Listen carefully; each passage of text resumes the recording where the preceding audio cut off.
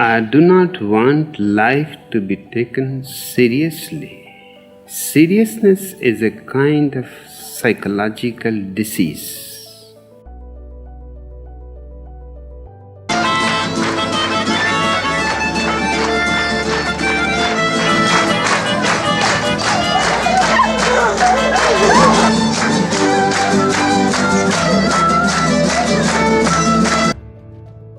एक ऐसा व्यक्ति जिसने पूरी दुनिया को ध्यान और आत्म जागरूकता का नया रास्ता दिखाया। एक ऐसा संत जिसे लोग भगवान मानते थे, लेकिन एक ऐसा गुरु जिसे उसके ही देश से निकाल दिया गया था। आखिर ओशो कौन थे? उन्हें इतना विवादास्पद क्यों माना गया? और उनकी रहस्यमयी मौत का राज क्या है? आज की इस वीडियो में हम आपको बताएंगे ओशो की पूरी कहानी। एक ऐसी कहानी जिसे जानकर आप हैरान रह जाएंगे। ओशो का असली नाम रजनीश चंद्र मोहन जैन था। उनका जन्म 11 दिसंबर 1931 को मध्य प्रदेश के एक छोटे से गांव कुचवाड़ा में हुआ। बचपन से ही वे बहुत अलग थे।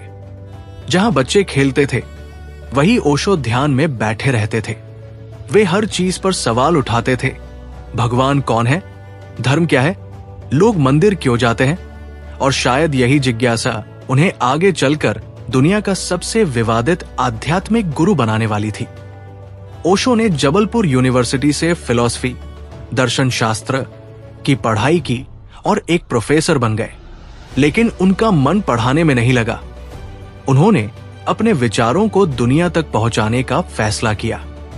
1960 के दशक में उन्होंने भारत में कई जगह ध्यान शिविर आयोजित किए।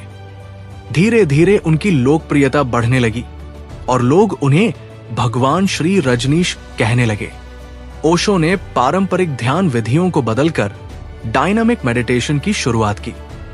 वे कहते थे, मनुष्य के पास बहुत ऊर्जा होती है, लेकिन वह उसे दबाकर रखता है। अगर ध्यान करना है तो पहले अपने अंदर की सारी दबी हुई भावनाएं निकालो। और यही कारण था कि उनके ध्यान शिविरों में लोग जोर जोर से हंसते, चिल्लाते, नाचते और कभी कभी रोते भी थे।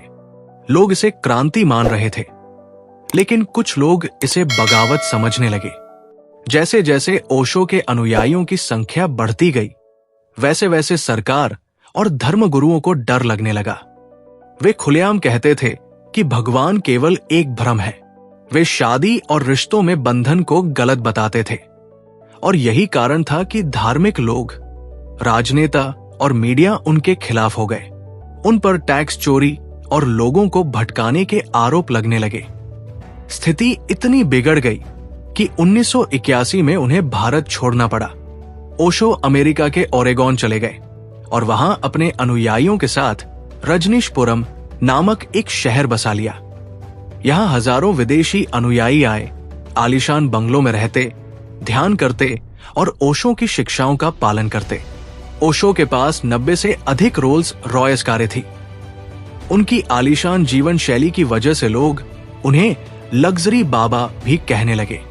लेकिन फिर कुछ ऐसा हुआ जिसने सबको चौंका दिया।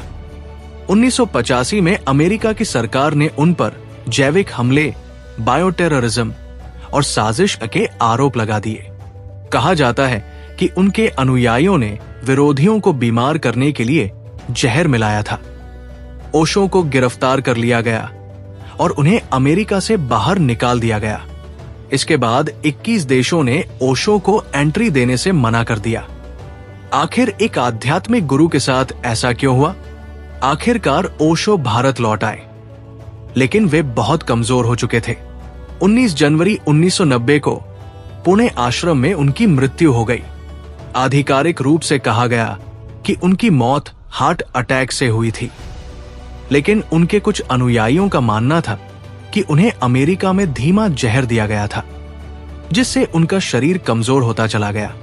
क्या सच में उन्हें मारा गया था? आज भी ये रहस्य बना हुआ है।